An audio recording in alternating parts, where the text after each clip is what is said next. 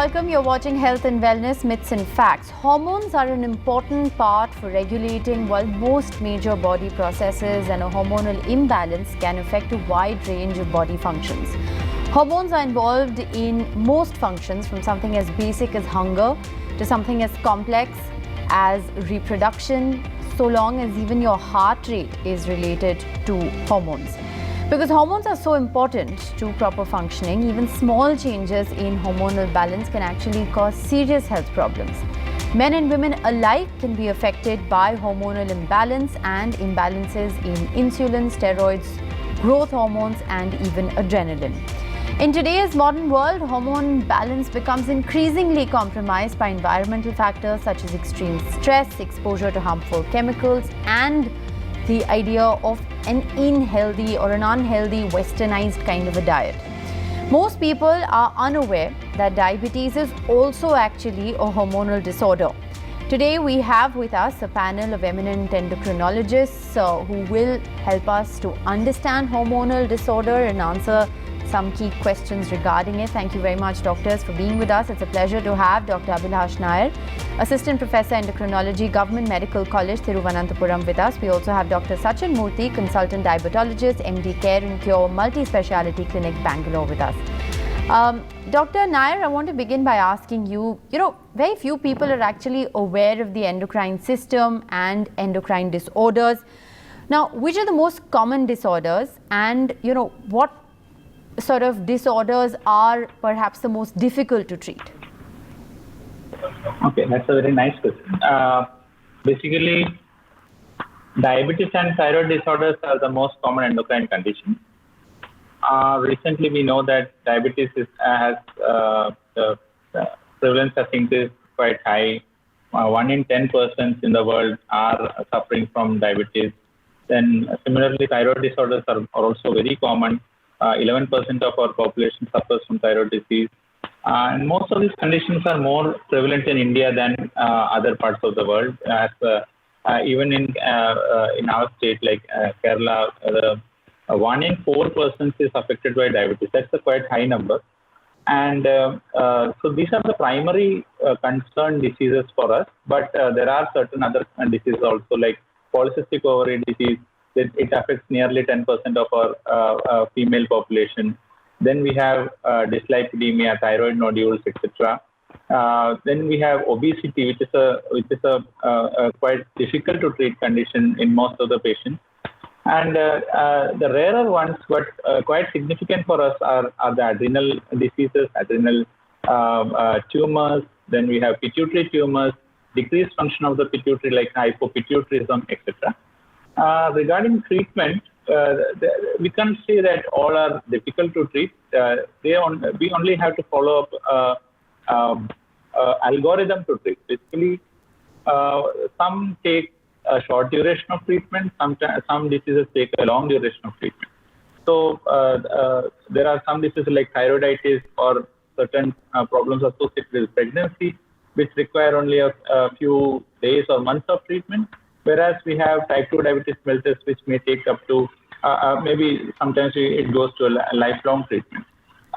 So that's what regarding treatment I was.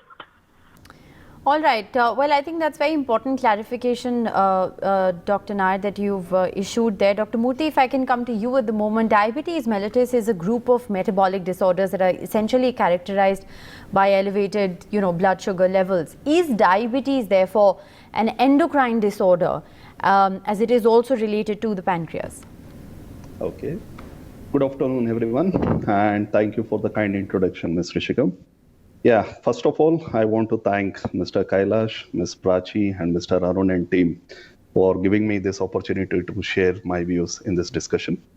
Yeah, coming back to your question, yeah, you can term the diabetes as one of the major endocrine disorder because it involves one of the vital organ in the human body, that is pancreas, which is responsible for secretion of hormone like insulin. Whenever there is a defect in the insulin, there is a lot of chances of developing diabetes. So there are varieties of diabetes, what we see. But for the discussion's sake, most important, we take it as a type 1 diabetes and type 2 diabetes, wherein the type 1, which is very commonly seen in younger age group, usually in the first decade or second decade of life, wherein there is a complete absence of production of insulin. Whereas in type 2 diabetes, usually seen in middle-aged individuals and elderly individuals, and there will be a strong family history in these individuals. And here, basically, the hormone, whichever is secreted, will be having a lack in the function at the target organs levels, like especially at the level of your skeletal muscle uptake as well as at the liver, resulting in a uncontrolled sugars, thereby developing a diabetes. So, as Dr. Abhilash rightly said, this diabetes, I think, from the younger age group to the elderly, everyone knows about diabetes because this is such a prevalent disease. And the recent survey has shown almost 1 in 11 individual is having diabetes. And among them, the type 2 diabetes mellitus, which is very commonly encountered in our day-to-day practice when compared to type 1 diabetes. So it is very important endocrine disorder which we are encountering, and this happens to be one of the major global health burden, whether if you take with the developing nation or developed nation. So managing diabetes is a key point. All right, so managing diabetes really is key. But speaking of hormonal disorders, Dr. Nair, if I can just come back to you, there's a very common myth that hormonal disorders are prevalent mainly in women and that men are not affected by hormonal imbalance. Could you care to elaborate on hormonal disorders in men? Yeah, when we think of hormones, most of the lay persons think that it is something to do with women. It's not like that. Hormones play an important role in both men as well as women. The most common endocrine disorder, as we know, is diabetes. It is equally prevalent in both males and females. We know that thyroid disorders are more common in females, but still within that also the severe diseases are more common in in men.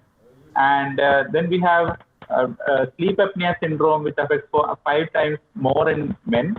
Then we have hyperaldosteronism, etc., which also are more prevalent in men.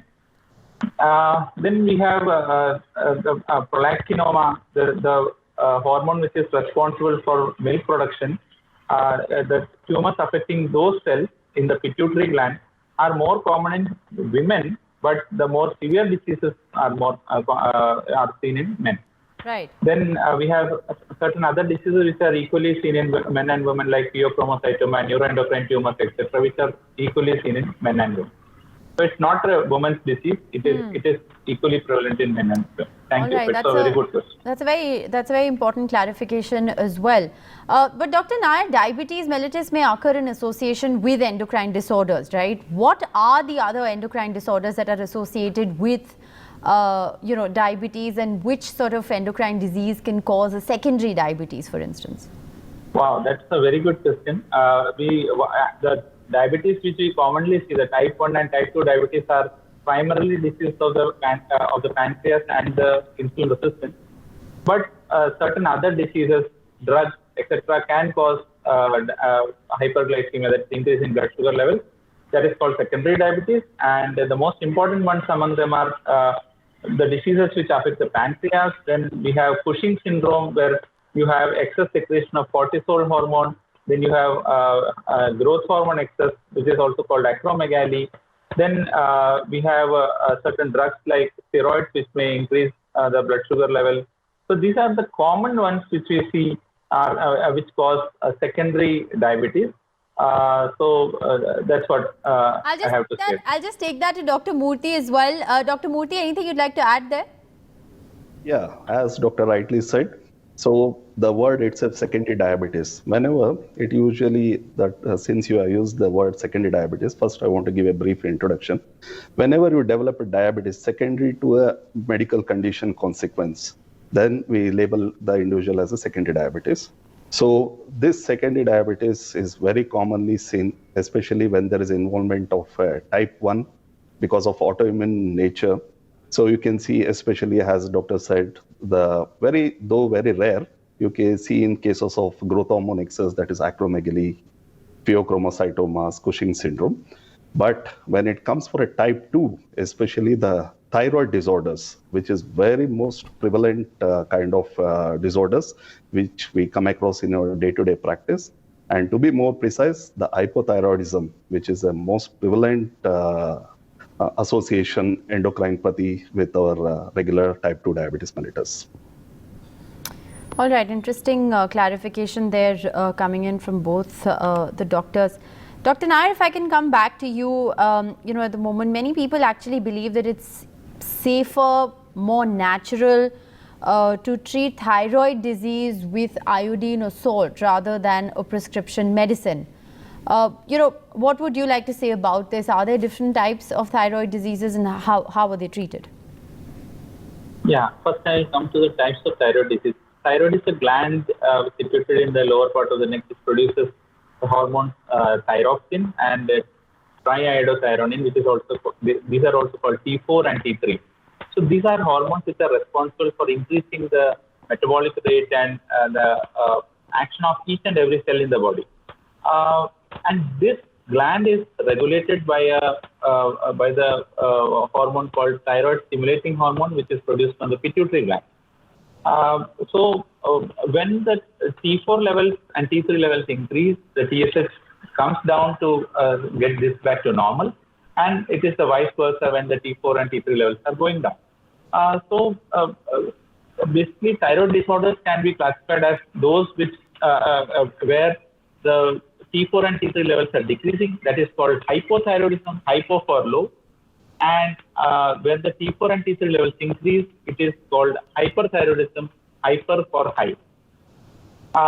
Don't go by the TSS because, or don't go get confused by the TSS because hypothyroidism causes an increased TSS and hyperthyroidism causes decrease in TSS as through the mechanism I explained earlier. So these are the primary diseases of function. Then there are structural diseases where within the thyroid gland you have nodules. Right. They can go in for cancers, etc. And regarding the iodine treatment and all, basically, if there is a decrease in function, you have to increase it. If there is an increase in function, you have to decrease it. That cannot be achieved by iodine alone. Definitely, iodine is an important element for production of thyroid hormones, but it alone cannot be used for treatment. Well, I think that's and it is important to treat. Yeah. Go ahead, doctor. Finish your point. One myth I would like to clear is that you have to get treatment with the proper medications. Otherwise, you can lead to reach the ICU, even get very sick, and it can even lead to death if you don't take proper treatment for this thyroid disease. You have to be vigilant regarding that. All right, so that's an important clarification there on treating thyroid diseases. Iodine, salt, clearly not enough. Prescription medicines are extremely important. On that note, we're going to slip into a very short break. Our conversation with both the doctors continues on the other side. Stay with us.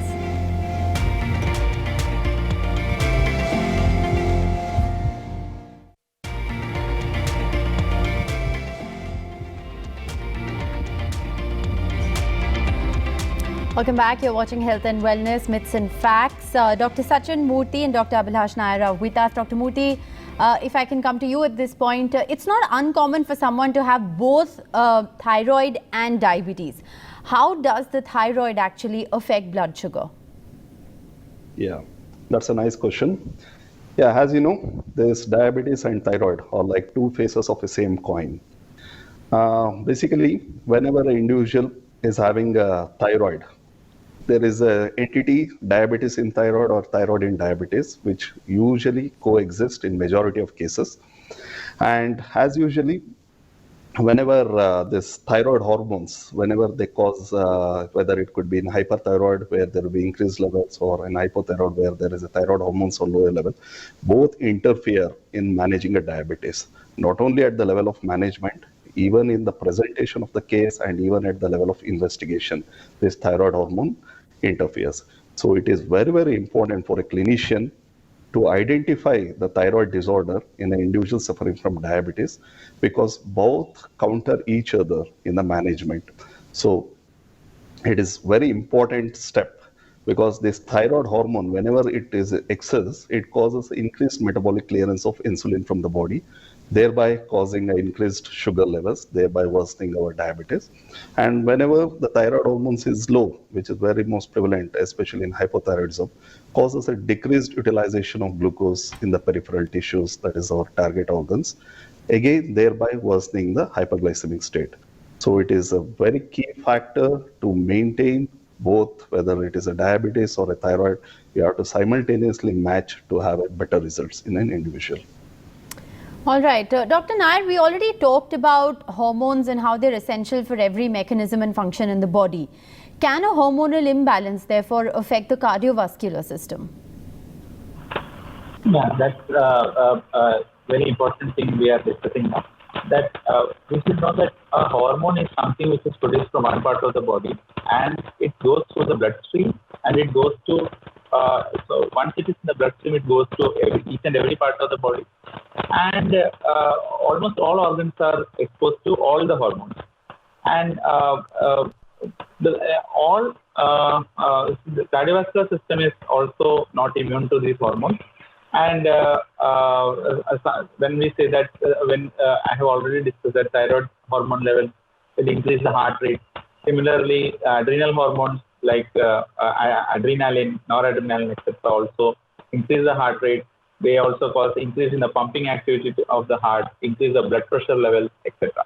So cardiovascular system consists of the heart as well as the vascular tree, which is the blood vessel. So when we talk about the diseases caused by these hormones on the cardiovascular system, diabetes is the most important disease which causes the cardiovascular manifestations. Like when we say a person has diabetes, he already has a higher risk of developing coronary artery disease, then severe forms of coronary artery disease than a person who is not having diabetes. Similarly, obesity, metabolic syndrome, etc. also cause the strain on the heart. Hyperthyroidism, hypothyroidism, both can lead to cardiac diseases. Then you have pheochromocytoma, tumors of the adrenal gland, which cause a very high strain on the heart, can lead to even heart failure. Then we have excess of growth hormone and cortisol, as well as a deficiency of growth hormone and cortisol, which can affect the heart. So these are the basically there are multiple mechanisms. Heart is at stress from hormonal imbalances from various glands. All right, very interesting clarifications there. Dr. Murthy, do people with diabetes need to do other checkups for other endocrine disorders as well?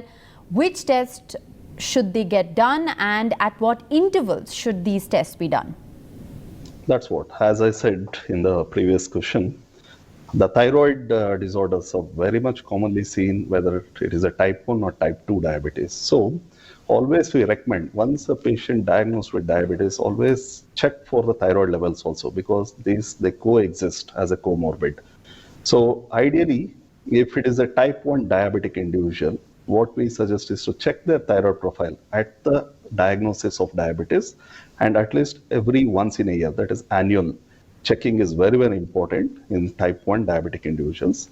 And in type 2, if you're thinking, it is always at the onset of diagnosis of diabetes, we have to check, followed by at least once in 3 to 5 years, we have to check for the thyroid status. And if the individual is already diagnosed type 1 diabetes, it is wise to check other endocrine diseases, because as such type 1 is autoimmune nature. So all the diseases pertaining from your hypothalamus, pituitary to the adrenals, it is better to check and reconfirm whether any other coexistent conditions are there. All right. Well, diagnosis is extremely important, no doubt about that. Dr. Nair, last question to you, very commonly asked question about, consumption of alcohol. Excessive alcohol use has an immediate effect that risks, many health conditions. How does alcohol affect the endocrine system? Yes, alcohol, as you said, affects all the systems in the body. It can cause its problems. Regarding the endocrine system, basically diabetes can be worsened and by excessive intake of alcohol, because it is empty calories. It leads to obesity and increase in insulin resistance. It also leads to hypoglycemia, which is a very difficult problem in the management of diabetes. That is, blood sugar levels going down. So excessive consumption of alcohol can lead to hypoglycemia. It also accelerates the chronic diabetic microvascular complications which are associated with diabetes, like retinopathy, nephropathy, etc. Then in patients who are having hyperthyroidism, it can lead to atrial fibrillation or a problem with the rhythm of the heart. And in patients who are already having non-alcoholic steatohepatitis associated with diabetes, it can lead to frank liver failure or chronic liver disease. And it also increases the prolactin hormone level. It can precipitate crisis in patients with pheochromocytoma, and it can also interfere with some hormonal tests. So sometimes you may be diagnosed with a hormonal disease even when you are not having one. So that's how alcohol affects the endocrine system. All right, important points being made there by both the doctors. Thank you both very much for sparing your time and being with us. Thank you. Thank you.